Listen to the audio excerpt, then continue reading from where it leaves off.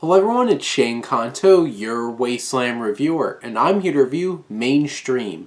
And this is from writer-director Coppola of the very large Coppola film family. And this film focuses on a cautious tale between three people struggling to preserve their identities as they form an eccentric love triangle within the fast-moving internet age.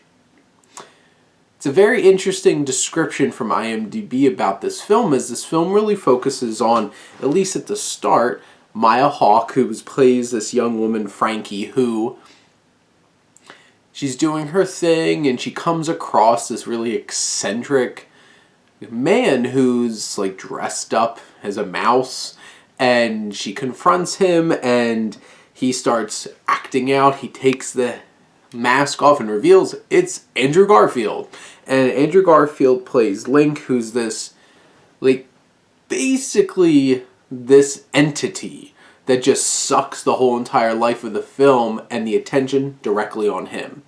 And throughout the film, he grows this internet presence, and she's behind it along with her friend Jake, who's played by Nat Wolff. And these are the three players in this so-called love triangle, as Maya Hawke is falling for Andrew Garfield, and probably about half of this film focuses on this romance in a more traditional kind of, and honestly cliched way at times, and then it completely takes a turn.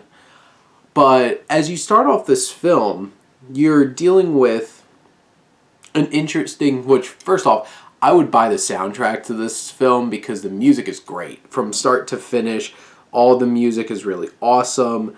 We have composer Devonte Hines, who really brings some impressive music, and Autumn Durald, who is the cinematographer, creates a beautiful film.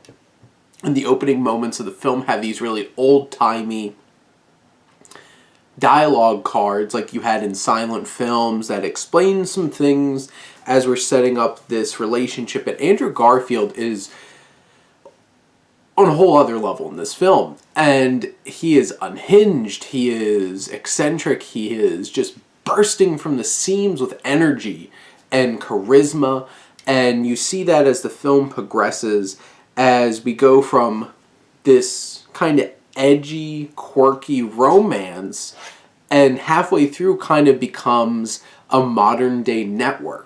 He's this social media personality. He starts with a YouTube show, and he pushes a young woman to a very dark place. He makes all these crazy movements, and he's dancing, and he has these, starting to have these big presentations towards the end where he dances and shows off and talks at the camera. And it feels very much like this is our, like, Zoomer age of just what network was. I'm mad as hell and I'm not gonna take it anymore. And now you have Andrew Garfield going out there and dancing away with some young women and basically telling everybody out there it's your fault for watching this social media, for supporting it. And you have these other supporting players like Jason Schwartzman in it. Jason Schwartzman is playing very Jason Schwartzman, does a fine job. Johnny Knoxville is an interesting performance as a big internet personality who has a panel of other internet personalities, and who can out-internet personality the rest of them? Andrew Garfield. And it just leads to this really big, bold statement into the camera at the end of this film, and you're like, I think this was a bridge too far. A lot of these things, how it was filmed, and with Andrew Garfield's like just jaw-dropping performance and committed performance, there's a lot going on here. I don't think this film ever comes together as a cohesive film. It does have a lot to say about social media, and sometimes it could be very blunt about it and very on the nose. And it's just like talking at you, preaching at you. And he's literally preaching at you by the end. And where I think this film lacks some of the darker edge and subtlety and the satire of a film like Network, which I'm a huge fan of, this boldly tries to go where that film had gone before, but for this new age, this new internet age, And I appreciate what it was trying to do. I appreciate what Coppola tried to say.